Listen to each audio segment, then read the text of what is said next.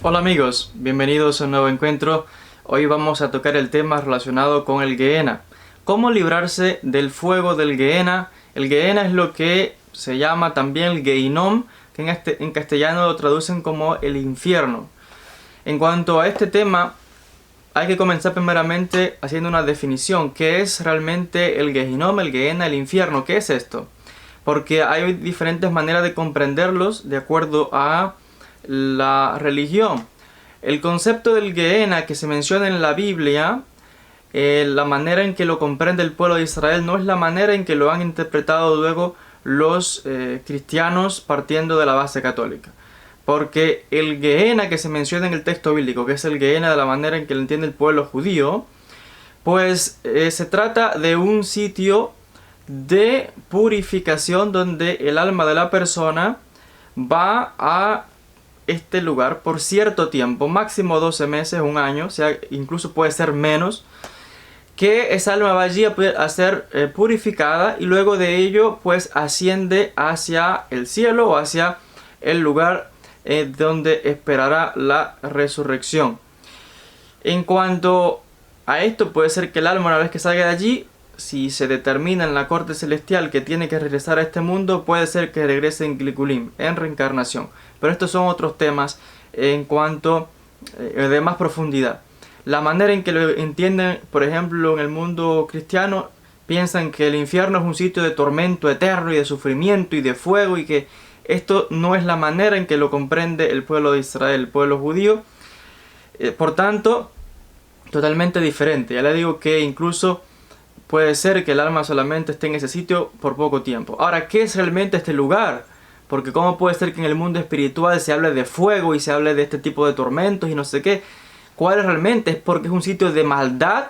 No, para nada. Este sitio, incluso los sabios lo han descrito de diferentes maneras. Recordemos que cuando leemos el texto bíblico, nosotros no somos seres, sí, espirituales, pero vivimos en el mundo físico, donde vemos, tocamos, palpamos, escuchamos, etc.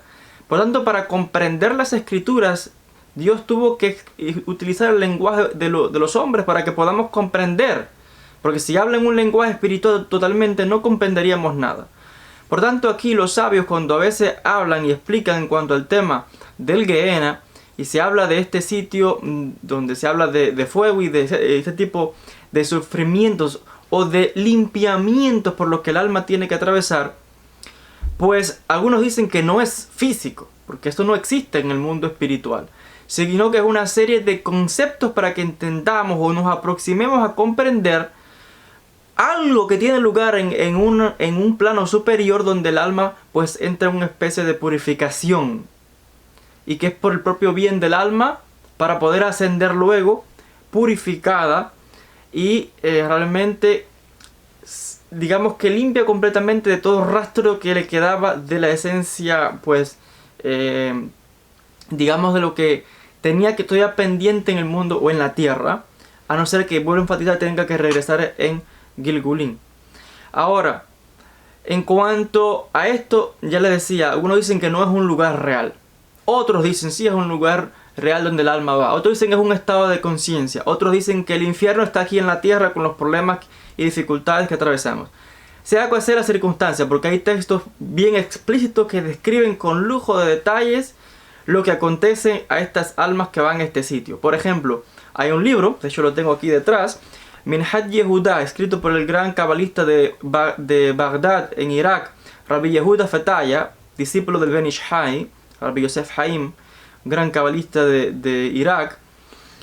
Pues él describe claramente la serie de tormentos y sufrimientos del Gehenna, el Gehinom, porque él narra en su libro una serie de conversaciones que tiene con una serie de almas y espíritus que le cuentan estas cosas. Personas endemoniadas que lo trajeron a él, y a la hora de sacarle este espíritu que estaba dentro de esta persona, pues conversaba y le contaban estas cosas, y el libro cuenta este tipo de detalles y le describen también acontecimientos en la corte celestial, etcétera, etcétera.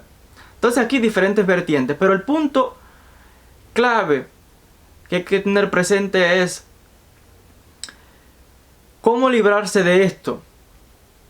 Y esto es algo que se menciona en el texto bíblico y que las diferentes religiones dan diferentes consejos en cuanto a cómo librarse de esta serie de tormentos. Por supuesto, la respuesta más sencilla y clara es decir, bueno, hacer el bien, la persona que hace el bien, que es bondadosa, que trata bien a los demás, que es misericordioso, piadoso, etc., lógicamente está acumulando acciones de bien y por tanto, lógicamente tiene que ir a un lugar de recompensa positiva.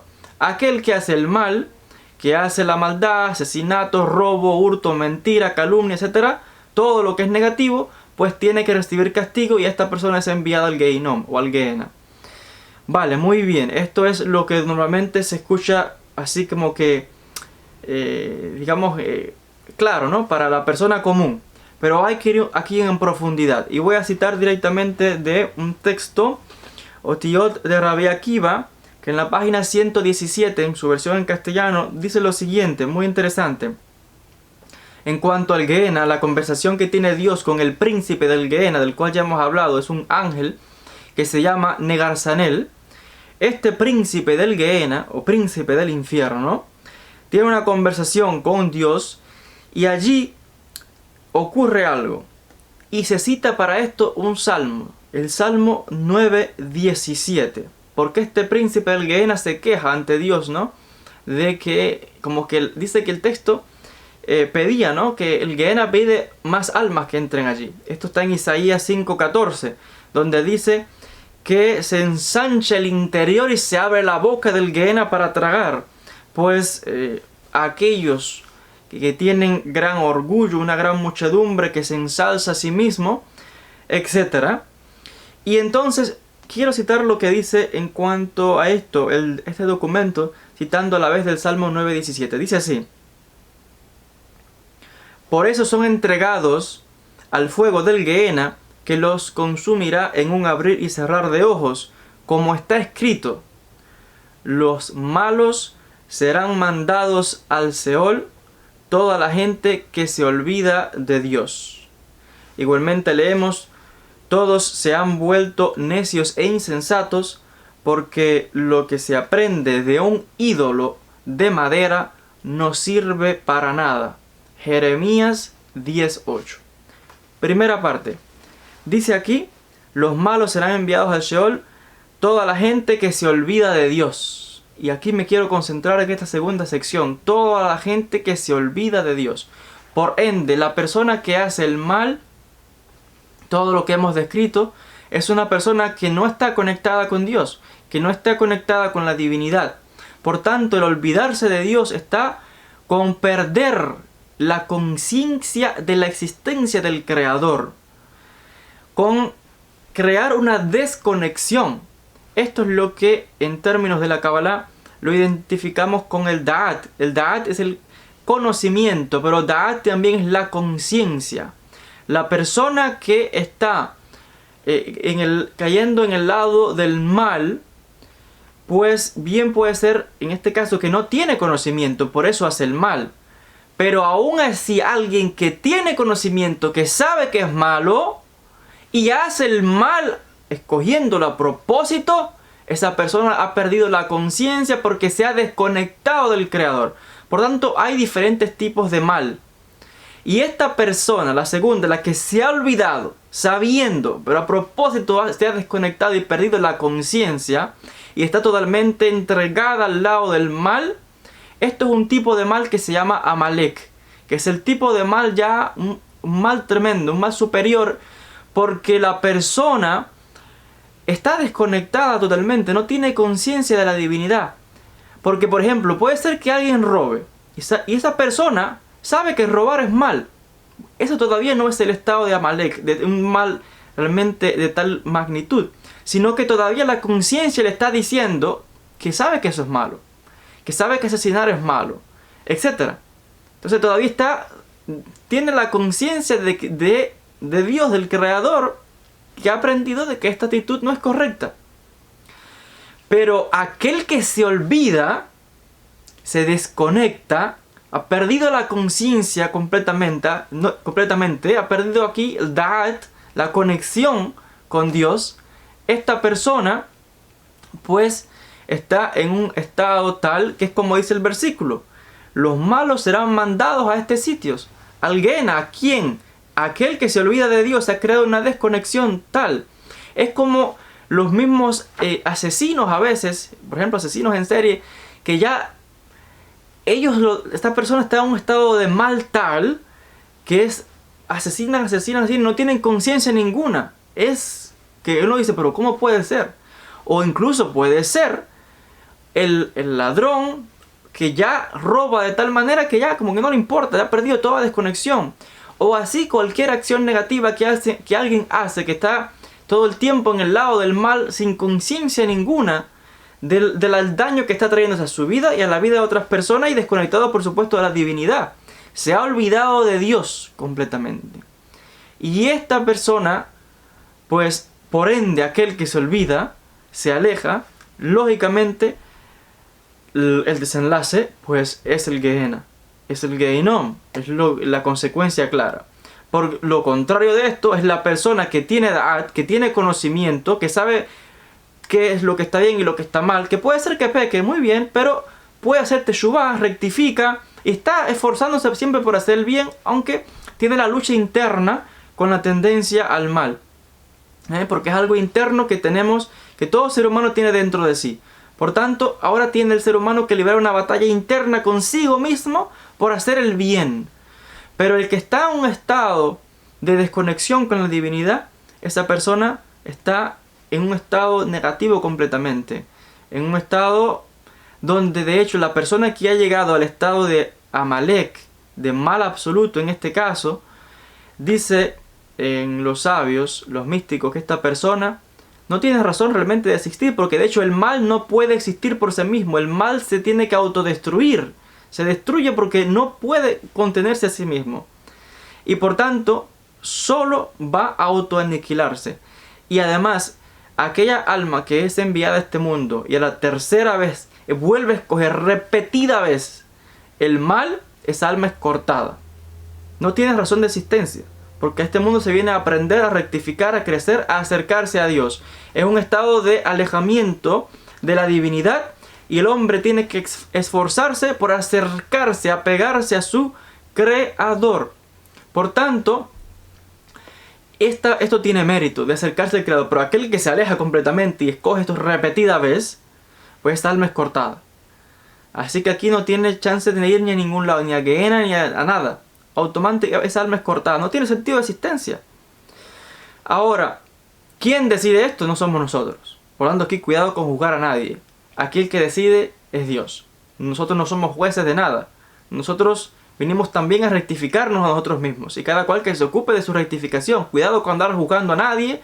Cada cual en lo suyo. Nadie puede aquí salvar a nadie. Nadie aquí es Mesías de nadie. Nadie puede salvar a nadie. Cada cual tiene que seguir su senda. Y Dios aquí es el juez y es el que decide y es el que rige el mundo. Nosotros no somos dueños de nada. Mucho menos de los destinos de la gente. Por tanto, esto es en cuanto ¿cómo librarse de esto? Precisamente, ¿cómo librarse del Gehenna?